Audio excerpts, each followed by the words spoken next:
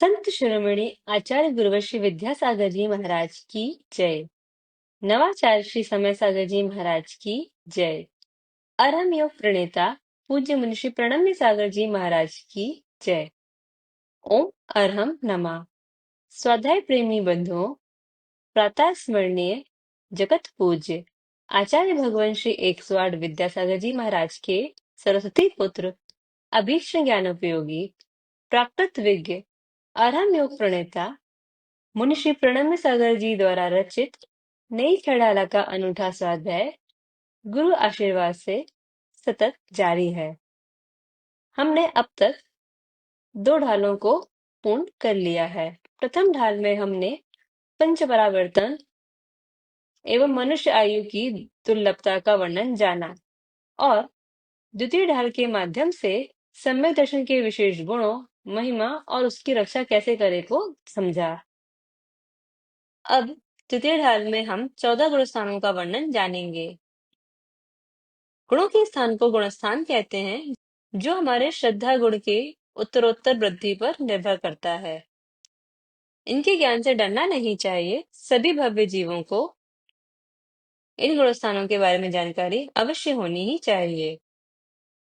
तो आइए जानते हैं 14 गुण स्थानों को नई छड़ाला की तृतीय ढाल की कक्षा के माध्यम से। ओम नमः सिद्धेभ्यः।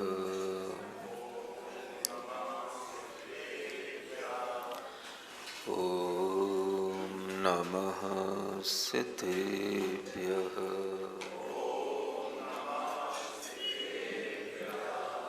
ओम नमः सिद्धेभ्यः।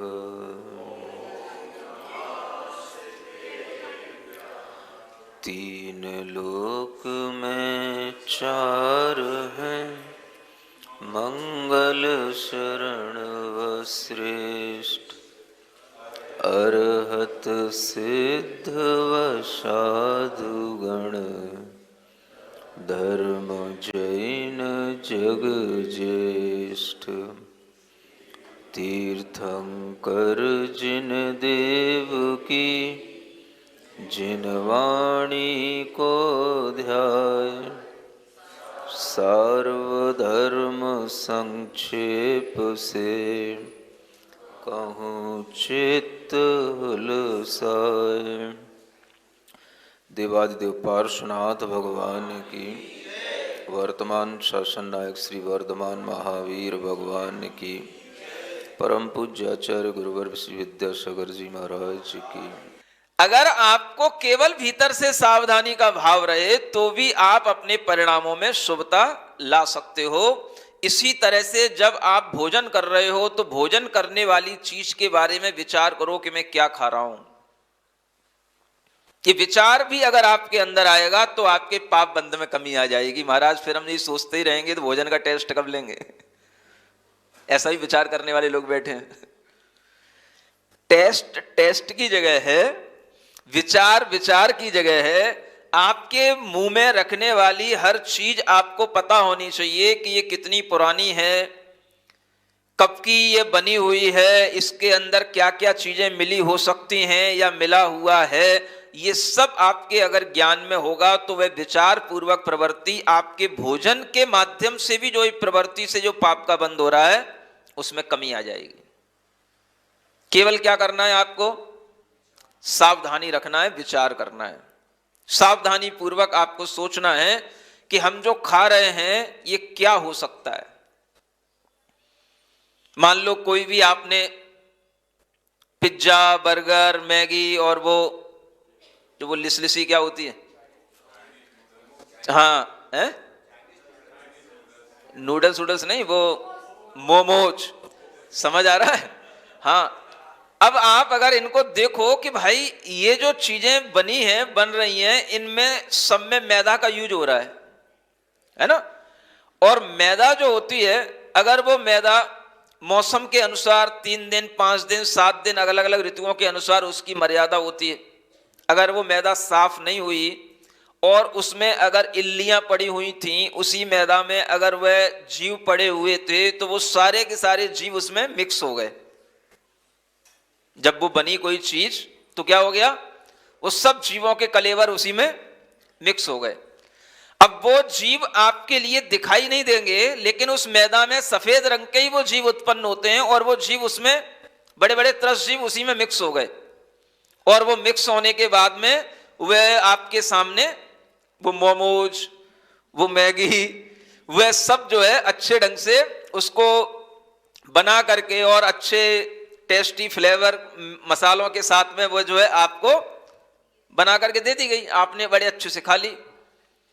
लेकिन आपने कोई विचार नहीं किया कि इसमें वो मैदा कब की बनी हुई हो सकती है, उस मैदा के माध्यम से कितने जीवों की हिंसा और हो सकता है कि जो नूडल्स हम ले रहे हैं या जो हम मैगी का वो आइटम ले रहे हैं, तो उसमें वो कितने उसमें इल्लियां उसमें पिसी हुई उसके अंदर पड़ी हों, वो आपको दिखाई नहीं देंगी। आपको क्या दिख रहा है, जो ऊपर से उसमें मसाला टेस्ट डाला जा रहा है, जो फ्लेवर आ रहा है, बस वो आपकी नाक में जा रहा है, और जो टेस्ट, जो मसालों वाला टेस्ट है, वो आपकी जीभ में जा रहा है। अंदर क्या है, कुछ नहीं। ये अगर आपके अंदर सावधानी नहीं, तो आपको तो भयंकर पाप का बंद होने वाला है। भयंकर समझते हो? हाँ, फिर वो पाप का बंद क्या करता है, वह मैगी, वह नूडल्स जब पेट में जाकर के पचते नहीं हैं, आंतों में जब वो मैदाएं चिपकने लग जाती हैं, तो तरह तरह की फिर वो कब्जियत होना, पेट साफ नहीं होना, सिर में दर्द होना, आंखों में कमी आना, हर तरह की फिर वो बीमारियां धीरे धीरे शुरू होती हैं। और इसी का नाम है पाप का उदय होना, क्योंकि अब आपको दुख होने लगा। पाप के उदय से क्या होगा, रोग होंगे। रोग किसके उदय से होते हैं, पाप कर्म के उदय से। पाप कर्म कहां से आया, हमने खुद बुलाया कि अपने आप आया? अब आप रोते हुए आओ हमारे पास में, महाराज पाप कर्म का उदय कैसा है, जब से शादी हुई है तब से बीमारी पड़ा हुआ है, जब से बच्चा हुआ है तब से बीमारी पड़ा हुआ है, जब से घर में बहू आई है तब से बीमारी पड़ी है। आई तो अभी है, पहले क्या करके आई है? तो पाप कर्म का उदय एकदम से अचानक नहीं आ जाता। आप उस पाप कर्म के उदय को खुद तैयार कर रहे हो, खुद आप उसके लिए वातावरण निर्मित कर रहे हो, और फिर आप कहो कि पाप कर्म का उदय हमें दुखी बना रहा है। तो आप तो दुखी होने के लिए खुद तैयारी कर रहे हो, दूसरा कौन रोके आपको? तो इस तरह की जो ये चेष्टाएं हमारे अंदर चलती हैं, बच्चों के अंदर चलती हैं, इसी के कारण से यह पाप कर्म के उदय जब बड़े बड़े रोग के रूप में सामने आ जाते हैं, तो जीवन समाप्त तक हो जाता है। आपको सावधानी रखना है इस बात की कि हम क्या खा रहे हैं। आज का समय तो इतना खराब है कि अच्छे भोजन भी, जो सही भोजन है, उनमें भी सावधानी रखने की जरूरत है। ये गंदे भोजन से तो नुकसान होना ही 100%, लेकिन जो सही भोजन है उनमें भी ये ध्यान रखने की जरूरत पड़ती है कि इनमें कहीं बहुत सारे पेस्टिसाइड्स का उपयोग नहीं किया गया हो, इनमें बहुत सारे केमिकल्स का उपयोग नहीं किया गया हो। ऐसी सब्जियां, ऐसे फल, इनको भी ध्यान में रख करके अगर आप इनको शुद्धि पूर्वक, विचार पूर्वक इनका सेवन करेंगे, तो कहीं आप पूरी उम्र तक जी पाएंगे। नहीं तो बीच में ही कुछ भी होने की संभावना पूरी की पूरी बनी रहती है। आप देखते हो कि बहुत सारे लोग शाकाहारी होने के उपरांत भी क्यों अनेक तरह की बीमारियों के शिकार हो जाते हैं, क्योंकि उसमें भी बहुत सारे कारण हैं। अगर आप केमिकल बेस्ड बहुत सारी चीजें खाते हो, तो उसके माध्यम से भी आपके जीवन का अंत हो सकता है, बीमारियां आ सकती हैं। तो ध्यान और सावधानियां आपको हर एक प्रवृत्ति के साथ रखनी पड़ेंगी। कौन सोचता है जो हम फल खा रहे हैं, वो फलों में कितना ज्यादा केमिकल उसमें झोंका गया होगा, कितने सारे वो पेस्टिसाइड्स के माध्यम से वह फल तैयार हुआ है, कितने प्रकार के इंजेक्शनों के माध्यम से, केमिकल्स के माध्यम से सब्जियां तैयार हुई हैं। अगर आप इन सब चीजों पर ध्यान नहीं रखेंगे, तो भी आपके जीवन को नुकसान पहुंचने की पूरी पूरी संभावना बनी रहती है। आज आने वाली लौकी देखो आप, लौकी कैसी होती है? लौकी कैसी होती है? सफेद होती है, काली होती है? ग्रीन तो ऊपर से होती है, कभी भीतर से देखी है कि नहीं? कैसी होती है? इस लौकी को इंदौर साइड में एक दूधी के नाम से कहा जाता है, दूधिया, दूधी दूधी, समझ आ रहा है? मतलब दूधी का मतलब, हाँ, दूध की तरह भीतर सफेद होती थी पहले लौकी, उसके दाने सफेद सफेद होते थे, अंदर से वो भीतर से बिल्कुल सफेद दिखती थी। आज दिखती है? आज कैसी दिखती है? पहले वह बनने के बाद भी, सब्जी बनने के बाद भी सफेद दिखती थी। अब सब्जी बनने के पहले तो मुझे देखने में आती नहीं है, जब सब्जी बन जाती उसके बाद देखने में सामने आती तो काली काली दिखाई देती है, सांवली हो गई काली हो गई। वह कालापन होने का बहुत बड़ा कारण हो सकता है। अगर वो इंजेक्ट होकर के वो लौकी बनी हुई है तो उसमें कालापन आना स्वाभाविक है। इस तरह की चीजें अगर आपके सेवन करने में आएंगी तो उनसे आपको नुकसान होगा, और आपके माध्यम से मुनि महाराज को भी नुकसान हो सकता है, साधुओं को भी नुकसान हो सकता है। जब आप ही सावधान नहीं हो तो मुनि महाराज की चर्या तो पूरी की पूरी किसके आश्रित है? यही चर्या पूरी श्रावक के आश्रित है। जो श्रावक खुद बनाएगा, खुद खाएगा, वही खिलाएगा। अब वो श्रावक कहां से सब्जियां लेकर के आ रहा है, कहां से फल लेकर के आ रहा है, उस सब की शुद्धि श्रावक के विवेक पर डिपेंड करेगी।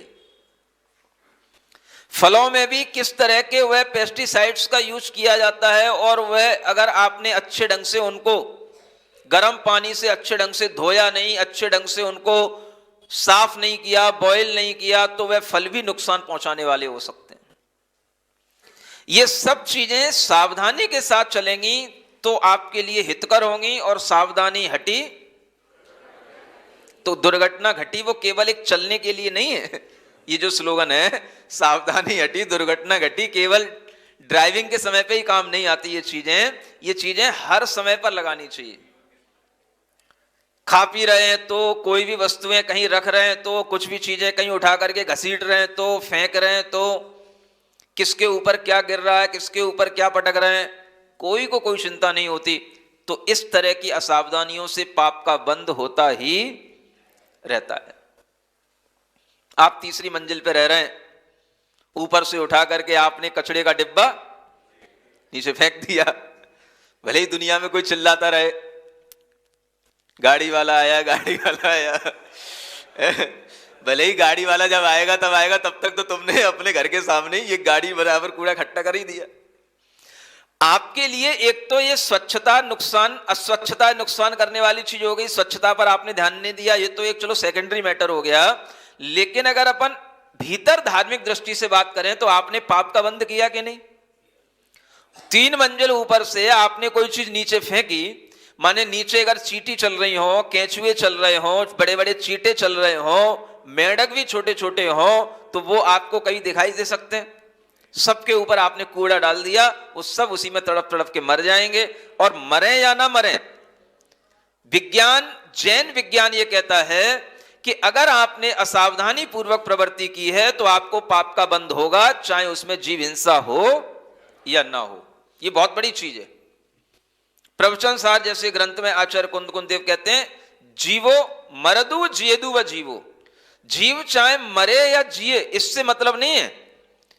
अगर आपने असावधानी की है तो उस असावधानी से उस जीव के बंध का, उस पूरे पाप का बंध का दोष आपको लगेगा। असावधानी से पाप का बंध होता है, माने भीतर से आपके परिणामों में सावधानी होनी चाहिए। आप समझो कि अगर कूड़ा फेंकने के लिए गाड़ियां लगाई गई तो ये तो बाद में लगाई गई, अगर लोग पहले से ये सावधानी रख रहे होते तो गाड़ियां लगाने की जरूरत क्या पड़ती? भाई हमें किसी दूसरे के घर के सामने कूड़ा फेंकना नहीं, ऊपर से कूड़ा फेंकना नहीं, और कूड़ा अपने घर के सामने भी होना नहीं, तो कहां होना? अपने आप सीधी सी बात है भाई, कूड़ा वहां होना जहां कूड़े का स्थान हो। तो वहां तक जब आप कूड़ा लेकर के जाओगे तो अपने आप आपके लिए वह कभी कहने की जरूरत ही नहीं पड़ती कि गाड़ी वाला आया, गाड़ी वाला आया समझ आ रहा है? ये असावधानियां होने के कारण से ही ये नियम बनाने पड़ते हैं, इस तरह से लोगों को चिल्लाना पड़ता है, गाड़ियां घुमानी पड़ती हैं, सरकारों को सोचना पड़ता है। ये सब किसके परिणाम है? भीतर से असावधानी के ये सब परिणाम है। तो असावधानी हर जगह पर दुखदाई है। आप सावधान होकर के हर प्रवृत्ति करो, सावधान होकर के भोजन करो, सावधान होकर के अपनी कोई भी चलने फिरने की क्रिया करो। हर चीज को अगर आप सावधानी के साथ करोगे तो फायदे में रहोगे। अगर आपने घर में अपनी कोई भी शर्ट पैंट किसी हैंगर पे भी टांग दिया है तो सावधानी क्या कहती है? टांगते हुए भी देख लो वहां पर कोई कीड़े मकोड़े तो नहीं है, और जब उठाओ तब भी देख लो, हिला लो थोड़ा सा। पहले के लोग कुछ भी ओढ़ते थे पहनते थे तो फटकार लेते थे पहले के लोग, आजकल तो हड़बड़ी में रहते, जल्दी से उठाया और पहन लिया, अब उसी के अंदर छिपकली थी समझ आ रहा है? अब वो क्या करे? तो अब वो जो है या तो वो छिपकली मरे या खुद मरे कहीं वो काट ना ले। तो वह जो है इस तरीके से कई तरीके की घटनाएं हो जाती हैं, और उस असावधानियों में बड़े बड़े पंचेंद्रीय जीवों का घात भी हो जाता है। चींटा चींटी भी मर जाते हैं। जब वो आपको काटेंगे तब आपको समझ में आएगा, जब तक काटेंगे तब तक तो आपको इतना धैर्य तो होता नहीं कि भाई इसको उतार लें कि फटकार लें। अब कहीं भीड़ में बैठे हो तो क्या उतारोगे? वहीं मसल दोगे उसको, भाई क्या हो रहा है, ये क्या हो रहा है? हो गया काम आपका। तो पाप का बंध तो हमेशा आपके जीवन में चल ही रहा है। लोग हमसे आकर के पूछते हैं, महाराज हमने कहीं ऐसा मंदिर में कर दिया तो कहीं पाप का बंध तो नहीं हो गया, हमने कहीं ऐसा किसी से कह दिया तो पाप का बंध नहीं हो गया। भाई ये पाप का बंध आपका रोका कब था? पाप का बंध तो आपका हमेशा ही चल रहा है। इतना डर रहे हो अगर पाप के बंध से, तो ये वाली सावधानी रखो कि जब तक हमारे लिए भीतर से अप्रमत्त दशा का भाव रहेगा तब तक तो हम कर्म बंध से बचे रहेंगे, अन्यथा हमारे लिए पाप का बंध नियम से होगा ही। लो चींटी आ गई समझ आ रहा है?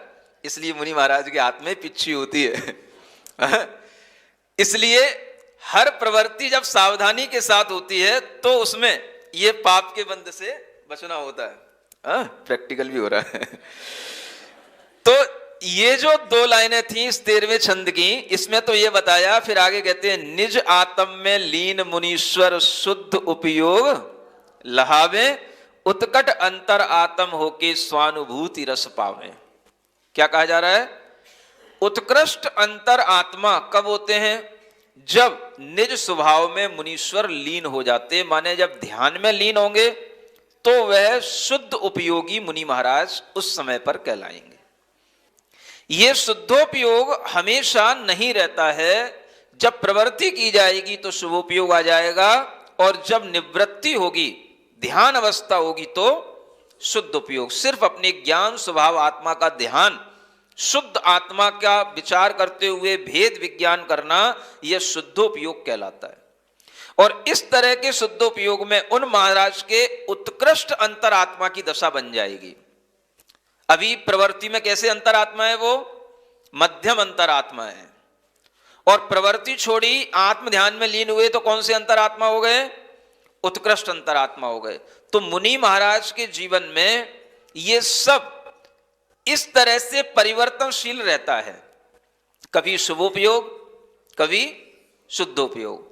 शुभोपयोग हुआ तो मध्यम अंतरात्मा, शुद्धोपयोग हो गया तो उत्कृष्ट अंतरात्मा, लेकिन पात्र तो वो हमेशा उत्तम पात्र ही कहलाएंगे। ये आपको समझ लेना है। अंतरात्मा के बारे में, उपयोग के बारे में और पात्र के बारे में, तीन चीजों के बारे में चौथे गुण स्थान से लेकर के सप्तम गुण स्थान तक आपको हर चीज समझ लेनी है कि कौन मध्यम पात्र है, कौन जघन्य पात्र है और कौन उत्तम पात्र। तो पात्र की दृष्टि से देखेंगे तो चौथे गुण स्थान में जघन्य पात्रता है, पांचवें गुण स्थान में मध्यम पात्र है, और छठवें सातवें गुण स्थान वाले मुनि महाराज उत्कृष्ट पात्र हैं। ये पात्र की अपेक्षा से हो गया। अंतरात्मा की अपेक्षा से चौथे गुण स्थान में जघन्य अंतरात्मा होते हैं, पांचवें में मध्यम अंतरात्मा हो जाएंगे, छठवें में भी मध्यम अंतरात्मा होंगे, और सातवें में भी जब प्रवृत्ति होगी तो मध्यम अंतरात्मा होंगे। समझ आया? चौथे गुण स्थान में जगन्य अंतरात्मा, पांचवें, छठवें और सातवें गुण स्थान की प्रवृत्ति तक मध्यम अंतरात्मा, और उसी सप्तम गुण स्थान में जब वह ध्यान में लीन हो गए तो उत्कृष्ट अंतरात्मा। यह उनकी अंतर आत्मा का इस तरह से ये विभाजन उनके ज्ञान के माध्यम से इस तरह से हो जाता है। ठीक है ना। तो इस तरह से यह, और शुभोपयोग शुद्धोपयोग में भी चौथे गुण स्थान से शुभोपयोग जघन्य रूप में शुरू हुआ, वही शुभोपयोग बढ़ता बढ़ता पंचम गुण स्थान में मध्यम हुआ, छठवें गुण स्थान में मध्यम है, और सप्तम गुण स्थान में वही शुभोपयोग उत्कृष्ट दशा में पहुंच जाता है जब प्रवृत्ति होती है। और जब वह निवृत्ति की दशा में, ध्यान दशा में होते हैं, तो वह शुभोपयोग ना होकर के जब वह सिर्फ अपनी आत्मा का ध्यान कर रहे हैं तो वह शुद्धोपयोग कहलाता है।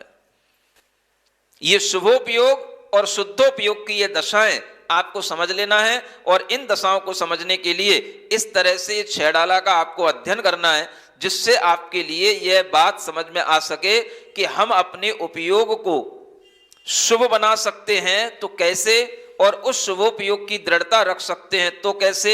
यह विचार आपके लिए इन गुण स्थानों के माध्यम से दिया जा रहा है, क्योंकि श्रावक के अंदर शुद्धोपयोग कभी नहीं हो सकता, वह हमेशा शुभोपयोग को ही बना करके रख सकता है। ये बात अच्छे ढंग से हर अंतरात्मा समझ ले। कोई भी गृहस्थ कभी भी गृहस्थ अवस्था में शुद्धोपयोगी नहीं हो सकता। उसका उपयोग क्या हो सकता है? शुभ उपयोग हो सकता है, वो भी तब जब वो इस जिनवाणी के अनुसार अपने विचार बनाए चले, तो उसका उपयोग शुभोपयोग बन सकता है। यही आपके लिए बताना पर्याप्त है, आगे का कार्य बाद में बताया जाएगा। बोलिए महावीर भगवान की।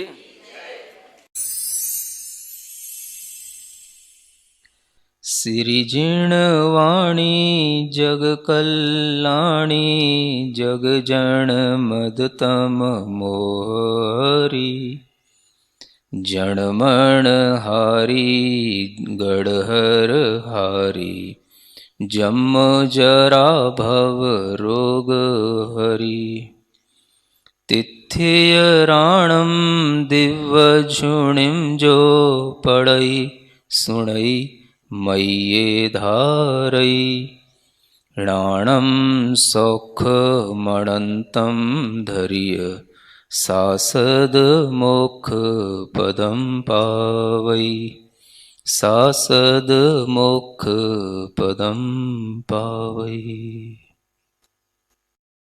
नई छह डाला आज का सवाल प्रतियोगिता में आप सभी का स्वागत है। आज का सवाल है, सावधानी पूर्वक भोजन करना कौन सी समिति कहलाती है? ईर्ष्या समिति, ऐष्णा समिति, भाषा समिति या प्रतिष्ठापन? कल के सवाल का सही उत्तर है संजलन। आप अपना जवाब हमें कल शाम 5 बजे तक भेजें। 3 भाग्यशाली विजेताओं को मिलेंगे आकर्षक उपहार। अपना जवाब भेजने के लिए लिंक पर जाएं या क्यूआर कोड स्कैन करें। ओम अरहम नमः। तृतीय ढाल में 14 गुण स्थानों का वर्णन है। भव्य जीवों के लिए 14 गुण स्थानों का ज्ञान होना बहुत अनिवार्य है। लोग गुण स्थानों के ज्ञान से डरते हैं। इस तृतीय ढाल के माध्यम से आप 14 गुण स्थानों की पूर्ण जानकारी बहुत सरलता से ग्रहण कर सकते हैं। निश्चय से सब जीव शुद्ध हैं, एकेंद्रिय या सिद्ध विधि व्यवहार बताता किस विध संसारी हो सिद्ध। योग कषायों के ही कारण आत्म के परिणाम तिनको ही गुण थान कहो है 14 संख्य प्रमाण। ज्यों कोई ज्वरवान पुरुष को सब कुछ कड़वो लागे, त्यों मिथ्या दृष्टि जीवन को जिनवर वचन न भावे। प्रथम कहो तेन में मिथ्यात्व, पंचभेद और आनो। एकांतिक विपरीत विनय सह, संशय ज्ञान बखानो। दो नय में एक ही को माने, सो एकांती कहावे। केवली कवला हार बतावे, वह विपरीत रहावे। वैनेयिक कह सब देवन को, और गुरुजन को मानो। क्या सच्चा क्या झूठा संशय, ज्ञान बिना शिव ठानो। गुणस्थान पहले से जीव, चौथो पंचम सातें। कोई भी एक प्राप्त कर सके, भव्य जीव क्रम नातें। जो अनादि मिथ्या दृष्टि हैं, चारों गति के प्राणी। प्रथम लहें उपशम समकित को, पंचलब्धि वश ज्ञानी। सप्त प्रकृति का उपशम जिनको, उपशम सम्यक दृष्टि। सम्यक प्रकृति उदय हो यदि, वेदक सम्यक दृष्टि। जिनवर भक्ति बढ़ाने वाला, केवली द्वय पद मूल। सप्त प्रकृति का क्षय कर पावे, छायक भव को कुल। उपशम सम्यक दृष्टि के यदि, आदि कसाय उदयावे। सासादन दूजो गुण थान, ज्ञान अज्ञान कहावे। अनंतानुबंधी कसाय का, काज है समकित घाते। एक समय से छह आवली पल, गिरत समय ही पाते। मिश्र प्रकृति दूजी कसाय के, उदय समय में तीजा। गुणस्थान चौथा पंचम या, छठवें से भी तीजा। सादी बना भवी मिथ्या दृष्टि, पहले से भी तीजा। अंतर मुहूर्त काल बाद फिर, नीचे या ऊपर जा। इन तीनों गुण थान विषय सब, जीव अशुभ उपयोगी। जगन धरें अविरत सदृष्टि, भावत शुभ उपयोगी। यही जघन पात्र कहलाते, जगन ही अंतर आत्म। शुभ उपयोग बढ़े व्रत से तो, मध्यम अंतर आत्म। सम्यक दृष्टि को नित होवे, धर्म धर्म फल प्रीति। यह संवेग तथा निर्वेद, भवतन भोग विरक्ति। आत्म साक्षी का मैं अघनिंदा, गरहा गुरु से कंपा। उपशम भाव क्षमा परिणाम, सर्व प्राणी अनुकंपा। रत्नत्रय धारी में भक्ति, साधर्मी से नेह, 8 गुणों के पालन से ही सम्यग दर्शन लेह। चौथे से पंचम सप्तम जा, आदि तीज आ जावे। लघु मुहूर्त 66 33, सागर काल रहावे। 12 व्रत धर त्रस हिंसा तज, थावर घात न कीजे। देश विरति पंचम गुण ठानक, संयम रति निज लीजे। असंख्यात गुण श्रेणी प्रतिपल, विधि निर्जर को पावे। मध्यम अंतर आत्म सोही, मध्यम पात्र कहावे। त्रसथावर हिंसा से विरति, पंच महाव्रत धारी। तीव्र चतुर्थ कसाय उदय में, हो प्रमाद की वारी। 106वें गुण थानक मुनिवर, उत्तम पात्र बने हैं। मंद कसाय उदय गुण सप्तम, रहित प्रमाद पने हैं। होय प्रवृत्ति भी सप्तम में, शुभोपयोगी होते। मध्यम अंतर आत्म भी वे, ध्यान विना विधि खोते। निज आत्म में लीन मुनीश्वर, शुद्धोपयोग लहावें।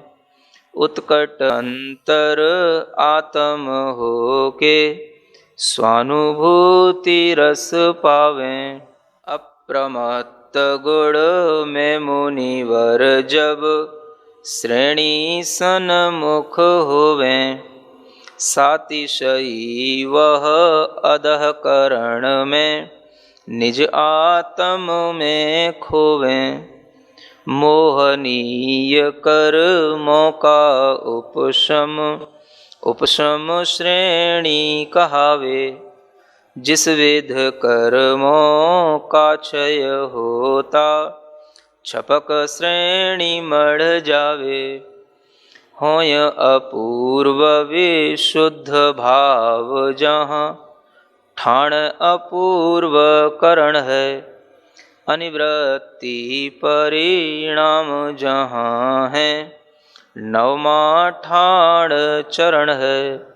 सूक्ष्म लोभ ही शेष बचा ज्यों, कौसुम्भी पटलाली। सूक्ष्म सांपराई 10वें गुण, अंतिम राग प्रणाली। होय सभी उपशांत कसाय, सो 11वां ठाणो। नष्ट हुई यदि सकल कसाय, छीड़ मोह वह जानो। घाती कर्मों के क्षय से फिर, केवल ज्ञानी सयोगी। 13वें में योग नाश से, केवली होय अयोगी। 5 ह्रेस्व अक्षर समकाल, 14वें में रहते। होय सिद्ध गुण ठाण अतीत, शुद्ध है निश्चय नयते। स्वाभाविक उन सुख रुचि राखे, सो ही भव्य कहावे। यह अपूर्व अवसर है आया, रुचि स्वरूप मन लावे।